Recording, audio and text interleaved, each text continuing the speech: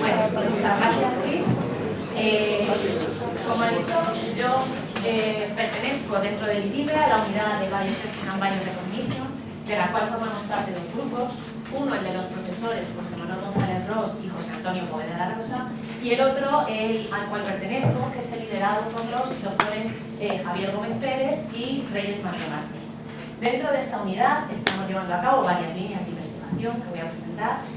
La primera de ellas es el desarrollo de plataformas para la biodetección y biocatálisis utilizando enzimas en hidrogeles y mediano convencionales. La segunda es el estudio de la modulación alostérica de canales iónicos y neuroreceptores modelo, y la última es el diseño, síntesis y caracterización de nanopartículas metálicas e híbridas con aplicaciones como transportadoras y liberadoras de fármacos y biomoléculas. Es esta última línea en la que me voy a centrar a la hora de presentar los trabajos. Decir, por tanto, que vamos a estar hablando de nanopartículas, es decir, de materiales a pequeña escala o nanomateriales, y que estos nanomateriales se definen como aquellos materiales en los que al menos una de sus dimensiones se encuentra en la escala nanométrica, es decir, al menos una de sus dimensiones se encuentra entre 1 y 100 nanómetros, aunque generalmente el criterio suele ser un poquito más laxo y por debajo de los 500 nanómetros podemos hablar de nanomateriales. Vale, sabemos que estamos en esta escala, que más o menos es la escala en la que nos movemos con los virus, pero un poquito para visualizar cuál es esta reducción del tamaño, solemos hacer una analogía, y es decir, que si una canica, las con las que jugábamos, al menos algunos, cuando éramos pequeños, fuese una nanopartícula de 1 nanómetro de diámetro, una esfera de 1 metro sería la Tierra. Entonces, como consecuencia de esta gran reducción del tamaño en el material, lo que vamos a tener es un incremento enorme del área superficial específica, es decir, del área por unidad de masa. Lo que quiere decir es que si nosotros transformásemos la plata que tenemos en esta moneda en pequeñas nanopartículas de plata de unos 2 nanómetros de diámetro, la superficie equivalente sería la de un campo de fútbol. Pues, como consecuencia inmediata de este incremento en la superficie, vamos a ver que todas las propiedades de los materiales que tienen que ver con el área se van a ver aumentadas e incrementadas. Por ejemplo, la capacidad de absorción. Vamos a tener una capacidad de absorción muy elevada.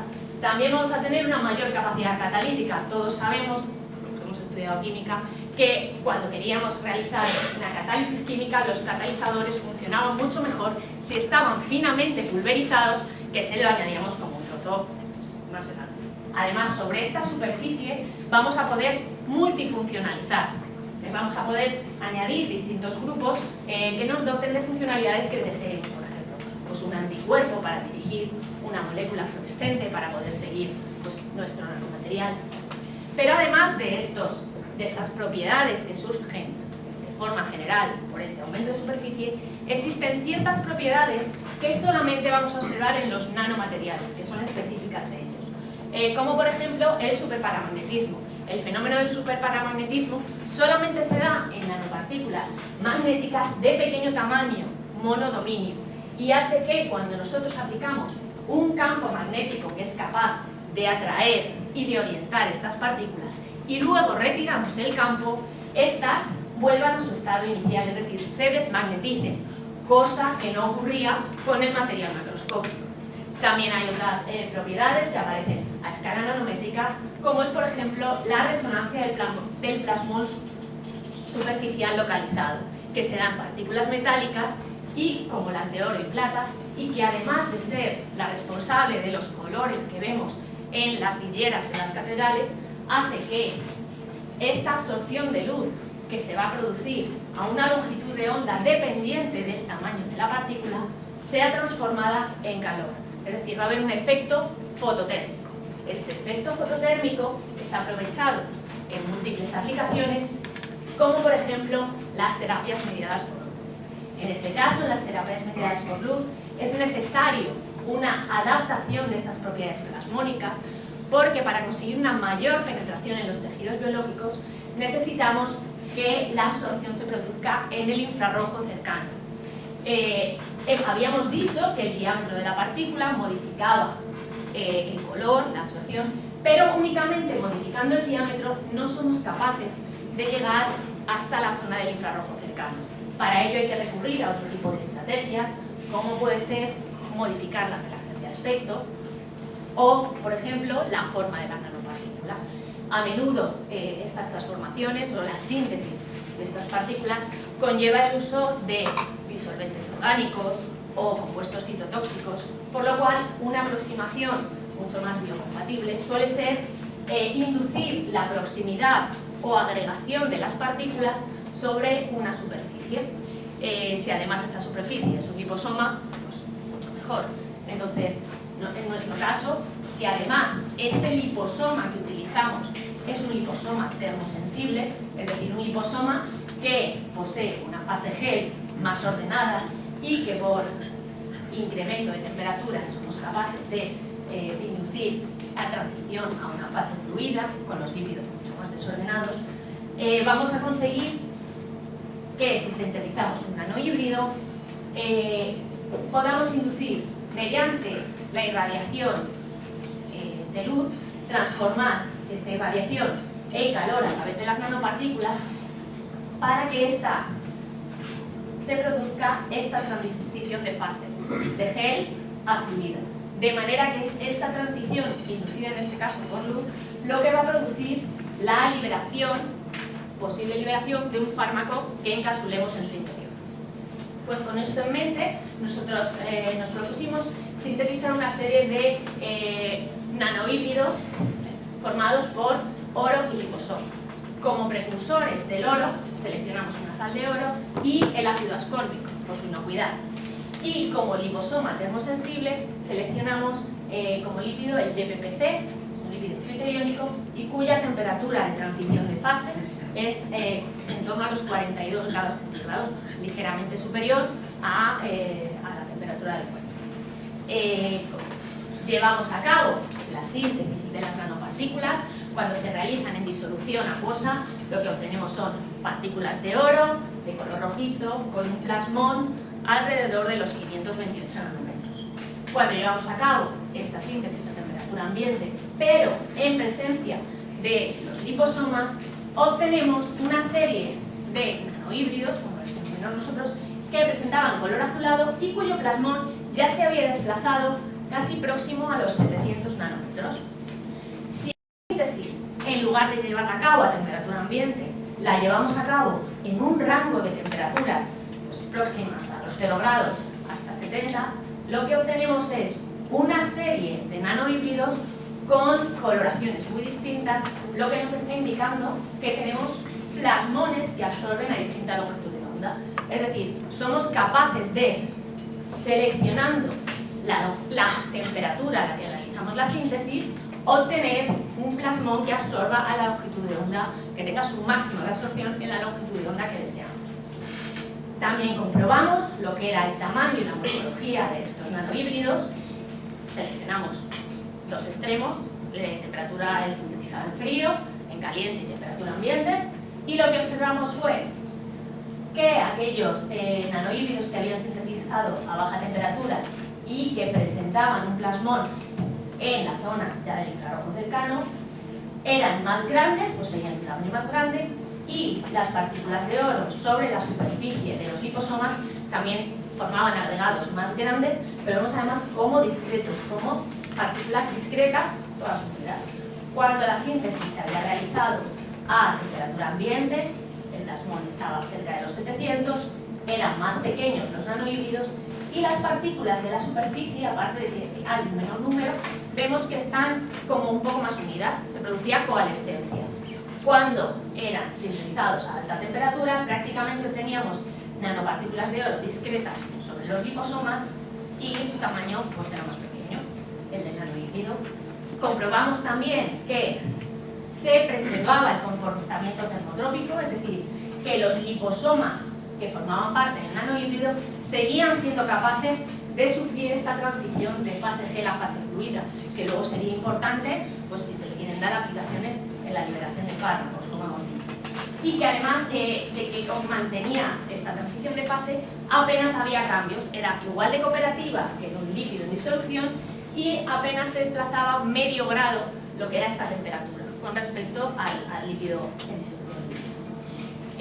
Nos faltaba, por tanto, comprobar si éramos capaces de inducir la conversión fototérmica, es decir, si había un calentamiento cuando irradiábamos en el infrarrojo cercano. Para ello se cogieron de nuevo las 3 muestras y, irradiándolas con un láser a 1064 nanómetros, comprobamos el incremento de la temperatura que se producía en las disoluciones. Como era de esperar, observamos que en el caso de los nanohíbridos que habían sido sintetizados a baja temperatura y que, si recordamos, tenían la banda del plasmón más desplazada al infrarrojo, eran los que más absorbían y, por tanto, los que producían un incremento de temperatura mayor. Las otras 2 muestras se detectaban incrementos mucho más bajos y, de hecho, en la sintetizada a 55 grados no eran ni siquiera muy diferentes al incremento de temperatura que se observaba en el control de agua.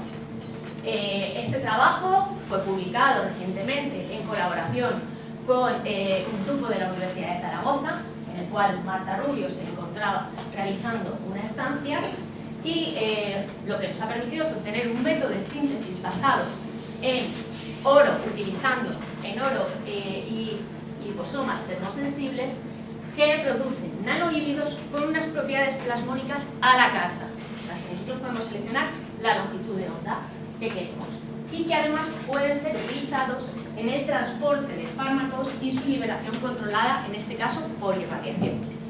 Otro tipo de estrategias que se utilizan en el transporte y liberación de biomoléculas son, por ejemplo, el uso de las nanopartículas magnéticas en combinación con polielectrolitos. Las partículas magnéticas son utilizadas a veces debido a su propiedad de inducir hipertermia frente a un campo magnético alternante, producen un calentamiento. También son utilizadas como agentes de contraste en resonancia magnética de imagen, pero sin embargo la propiedad que mayor aplicación ha tenido de las partículas magnéticas es precisamente su capacidad de separación magnética, es decir, nos va a permitir pues manipular las muestras, recuperar, purificar. De hecho hay kits comerciales de nanopartículas magnéticas pues, que ayudan a la extracción de ADN, que ayudan a la purificación, etcétera, etcétera. Dentro de las partículas magnéticas, las más utilizadas sin duda son las de magnetita, que es un óxido de hierro, porque poseen unas buenas propiedades magnéticas, pero no son tóxicas como otras de cobalto o de níquel, por ejemplo. Nosotros llevamos a cabo la síntesis de estas nanopartículas, pero tienen una desventaja, y es que su punto de carga cero, el punto en el que no presentan carga, es a pH 6,3. Esto va a hacer que las partículas a un pH fisiológico tengan muy poquita carga y sean muy inestables. Generalmente sufren agregación.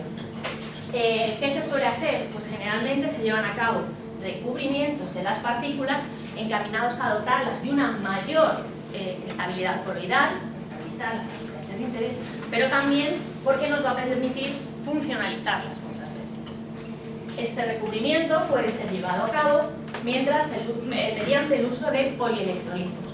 Un polielectrolito es un polímero, pero que presenta grupos ionizables, grupos que pueden estar cargados positiva o negativamente. Una vez recubierta la partícula con el polielectrolito, esta puede ser utilizada para absorber una molécula, una biomolécula de interés. Generalmente, cuando diseñas una nanopartícula, este polielectrolito del recubrimiento va a ser seleccionado en función de la biomolécula que quieras absorber. La interacción va a ser principalmente electrostática, por lo cual, si la biomolécula que quieres absorber presenta una carga positiva, vas a seleccionar para el recubrimiento un polielectrolito negativo y viceversa. Cuando la biomolécula es absorbida, la absorción de la biomolécula sobre esta superficie de la nanopartícula puede tener múltiples utilidades, entre ellas el almacenaje de biomoléculas a largo plazo. ¿Por qué? Porque muchas biomoléculas y proteínas son lábiles en disolución acuosa y con el tiempo empiezan a aparecer procesos multimoleculares irreversibles, de manera que empieza a aparecer agregación, fibrilación, mientras que cuando la biomolécula está absorbida sobre la superficie, se puede producir una inhibición, es esperable que se produzca una inhibición de estos procesos, ya que las biomoléculas no pueden difundir, están aisladas y no pueden agregar. De manera que en el momento en el que nosotros producimos la desorción de esta superficie, obtenemos, por así decirlo, ponemos nuestro cronómetro a cero y sería como obtener la biomolécula fresca. Esta desorción puede ser inducida por la adición de un ligando competidor. Este ligando competidor puede ser, por ejemplo, un polielectrolito de carga opuesta al utilizado en el primer recubrimiento. De manera que la adición del ligando va a producir la desorción de la biomolécula. Además, esta desorción va a depender de la cantidad de ligando que añadimos. Podemos producir una desorción secuencial o de una manera dosis-respuesta en función de la cantidad de ligando.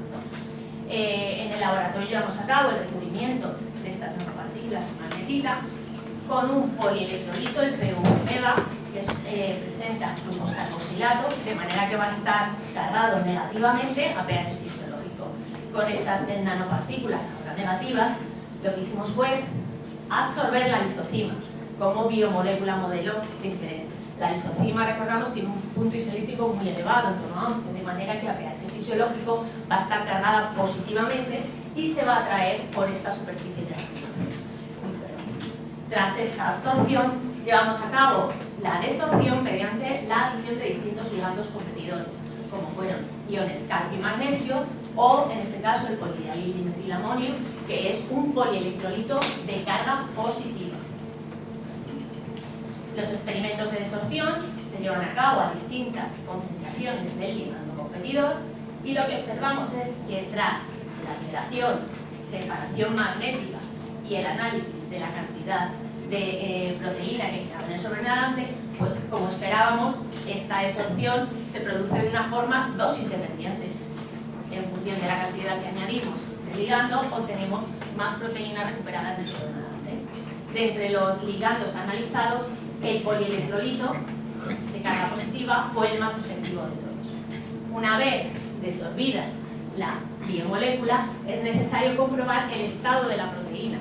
Para ello, pues, se puede analizar tanto la estructura secundaria como la estabilidad térmica.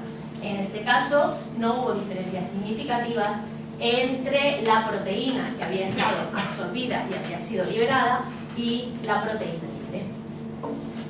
Decir que estos experimentos formaron parte del trabajo de fin de grado de Raúl Martínez Vaquero, que fue tutorizado por el profesor Javier Gómez, en el que también participé como monitor. En estos momentos estamos llevando a cabo estudios sobre procesos moleculares irreversibles, si es verdad que se produce esta protección. Ya, vale, me queda uno. Vale. Y bueno, estamos intentando ver estos procesos multimoleculares irreversibles y las estudiantes de biotecnología, Valeria Marino y Elena Díaz, están llevando a cabo experimentos en los cuales se trata de determinar si en estos procesos, lo que pasa que en vez de por tiempo, no podemos tenerles viendo el tiempo, inducidos por temperatura, se produce una protección cuando la biomolécula está absorbida frente a cuando la molécula está en disolución.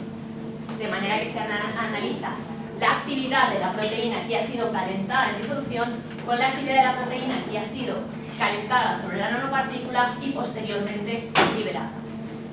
Pues como hemos visto, estas nanopartículas recubiertas de polielectrolito pueden tener aplicación en inhibición de procesos multimoleculares irreversibles, así como en la liberación controlada de biomoléculas. Por eso estamos estudiando su posibilidad para el uso como almacenamiento de fármacos en disolución. Simplemente agradecer al resto del grupo de ensamblajes biomultifuncionales que estamos aquí, también a Jesús de la Fuente y Carlos Cuesta de la Universidad de Zaragoza y por supuesto a Enrique Rodríguez Cañas por su ayuda con los experimentos, bueno, por la realización de microscopía electrónica. Pues, muchas gracias.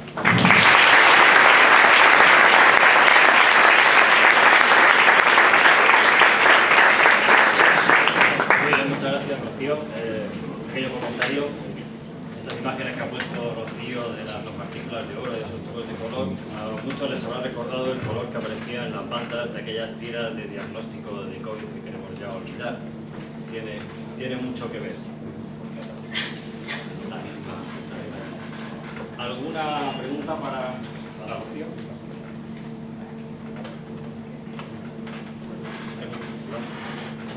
Hola, Rocío. A mí es interesante la parte de liberación, posible utilidad como liberación de fármacos, de moléculas.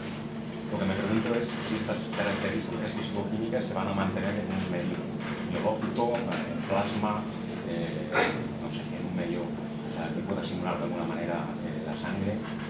¿Cómo serían estas características? A ver, todo se va a ver influenciado por el medio fisiológico. De hecho, teníamos una comparativa de cómo se liberaría solamente por la presencia de cloruro de sodio, es decir, por fuerza iónica.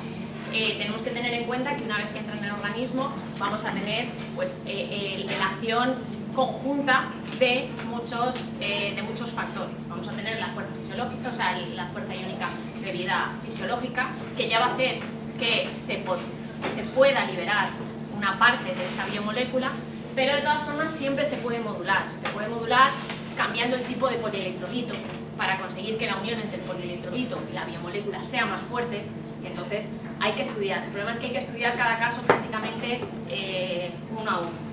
Existen muchas estrategias para modular, hacer un recubrimiento más pequeño de manera que retrasamos la liberación, es decir, que en vez de a concentraciones tan bajas de ligando, se produzca a concentraciones más altas, simplemente variando la cantidad de biomolécula que pones sobre la superficie. Si te pones menos biomolécula, dejas más huecos libres, el ligando primero ocupa esos huecos libres y entonces la desorción no empieza a producirse hasta que llegamos a una concentración más alta. Por ejemplo, lo que estábamos viendo es, tal y como están, las concentraciones de calcio que son capaces de inducir la desorción eran muy bajitas. O sea, así no podría utilizarse. De todas formas, está mucho más pensado, por eso lo enfocamos más al almacenaje. O sea, en plan, cuando quieres mantener un fármaco, preservarlo en disolución, que no puedes hacerlo porque algunos de ellos son lábiles, poder tenerlo en disolución sobre estas partículas, añadir el ligando, es un entorno más controlado, añades el ligando, separas magnéticamente las partículas y te quedas con la disolución que tiene el fármaco que te interesa o la biomolécula. O sea, en esas condiciones son las idóneas, por eso hemos hablado de almacenamiento, se pueden utilizar fisiológicamente, pero claro, ahí ya hay que... Y además, una vez en la sangre se puede crear lo que se llama la corona, se absorben otras proteínas también, y se influye en la dinámica y la cinética de cómo se va a liberar. Una pregunta rápida. Una pregunta rapidita. Los nanohíbridos, ¿hay capacidad de equiparlos de alguna manera para hacer targeting en una célula diana? A ver, nosotros no lo hemos hecho, pero sí que, por ejemplo, una opción es el oro, es de las más usadas, de las partículas más usadas, porque tiene facilidad de bioconjugación. Se puede unir directamente con grupos tiol sobre el oro, se añade directamente. También hay liposomas a los que puedes unir, se le añade, funcionalizan los liposomas y le puedes añadir pues, de manera que luego se le pueda unir con el cuerpo. Sí, sí que es posible. Muy bien, pues.